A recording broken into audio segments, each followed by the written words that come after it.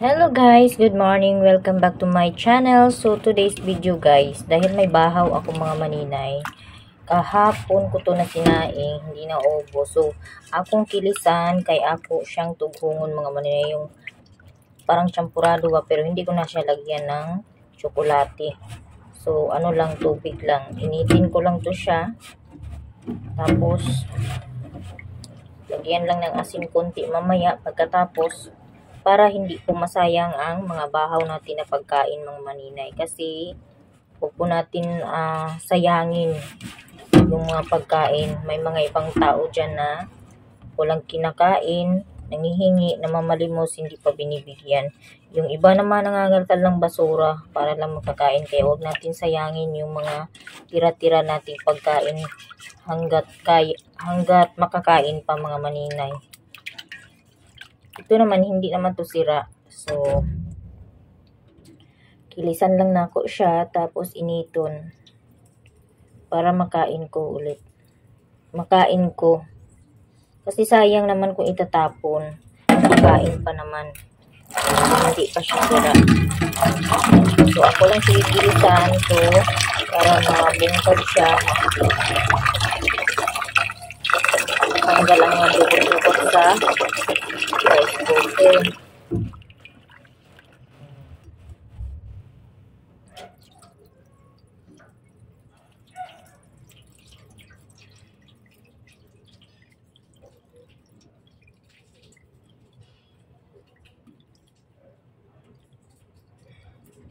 So, ayan na. Lagyan ko na siya ng sabaw konti. Ayan na po mga maninay.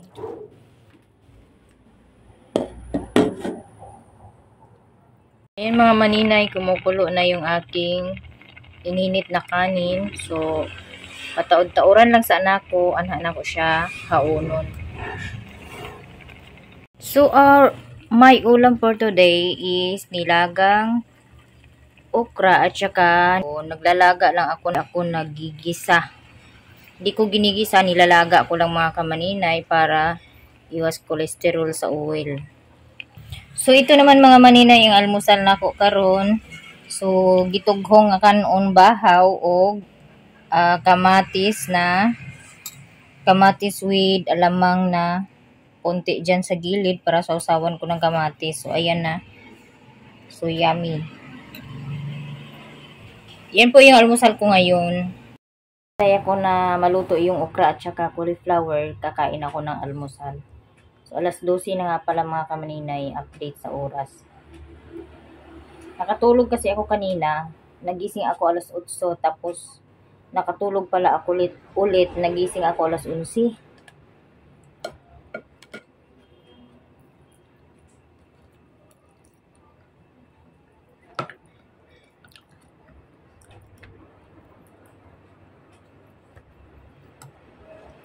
Sayang kasi yung kanin, itapon. O diba isang bowl pa yung na ko. Kasi yung kunting kanin, pag nilagyan mo, hinugasan mo, iluto mo ulit, dadami eh. Parang tutubo.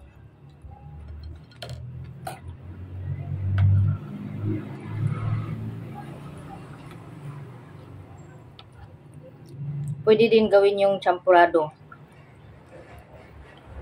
Pag may mga kayo, tsokolate.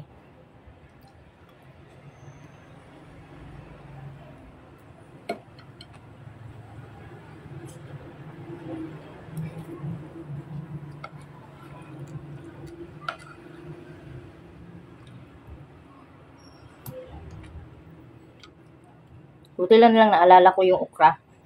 May kalahati pa pala ng okra na binili ko, hindi ko pala niluto lahat.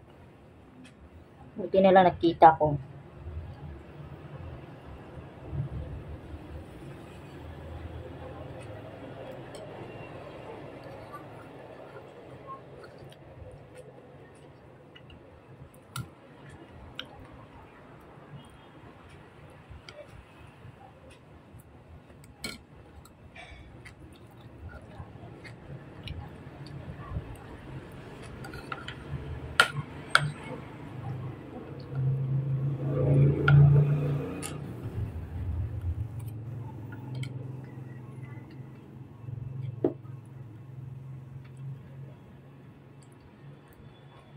Mm.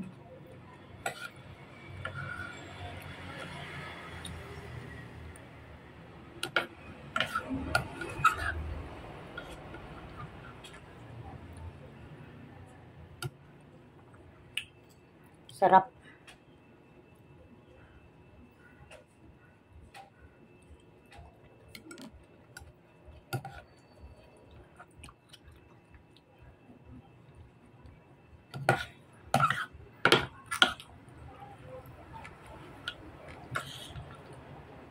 Medyo mahal yung kamatis ngayon kasi nung nakaraan na bumili ako, mura lang yung kilo. Ngayon, yung 4 na piraso, 11 pesos na. Dati ang dami nang nabili ko, 5 pesos lang.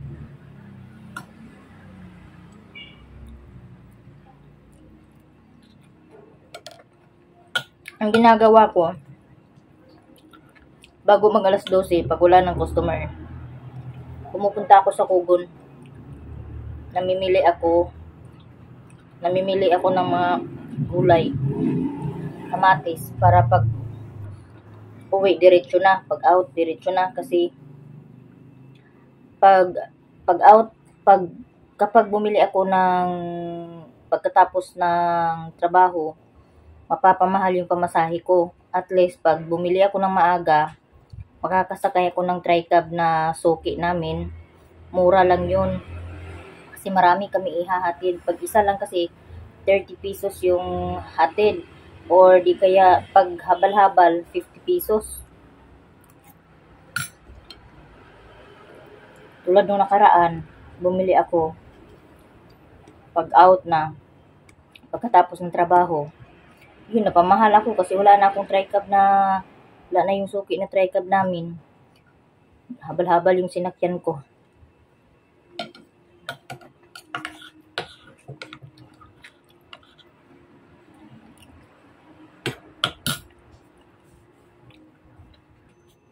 So, ito na yung natira. May kanin pa, babaunin ko to. Dadalhin ko to sa trabaho. Kasi pag nasa trabaho na, hindi lang 1 o 2 beses kami kumakain. Kasi nakakagutom pagkatapos.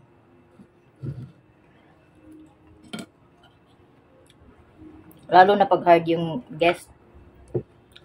Gutom ka talaga pagkatapos. So, ito, luto na yung cauliflower. Yung okra, hindi pa kasi huli ko na salang yung okra. So, kain ako ng konti nito.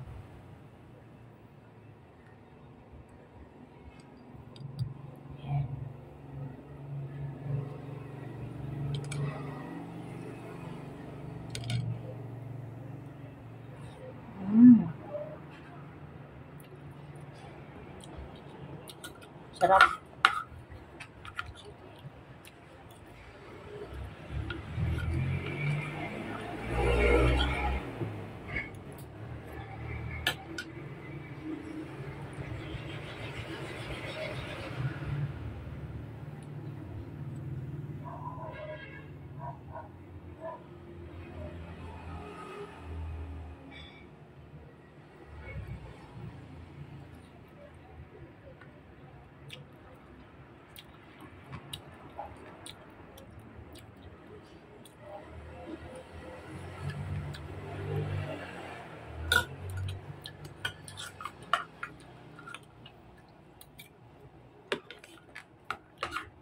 Sarap talaga.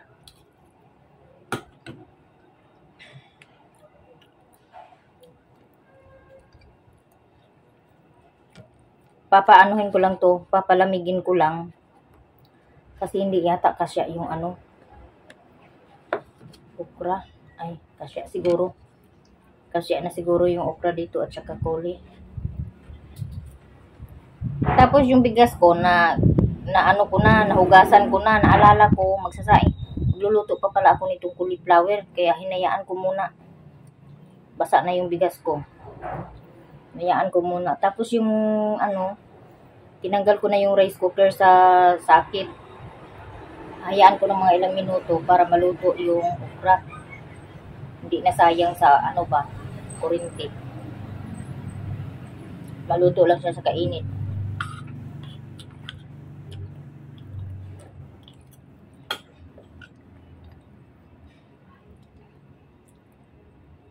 At sana hindi ako ubuhin ngayon kasi kumain ako ng alamang. May kunti pa kasing alamang, sayang. Yung ubo nawawala naman. Ilang oras lang nawawala na yan. Inuman lang na si Tirisin.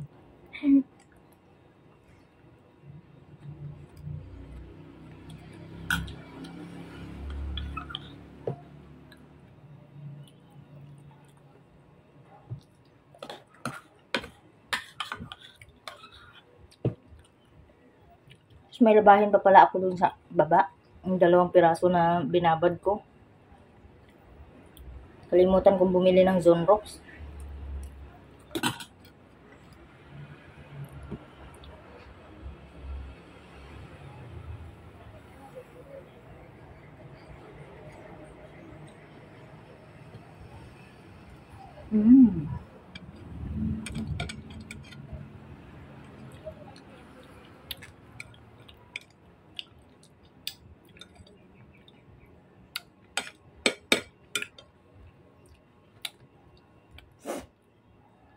So ayan na. May kunting bahaw na natira. Dadalhin ko to sa trabaho kasi sayang.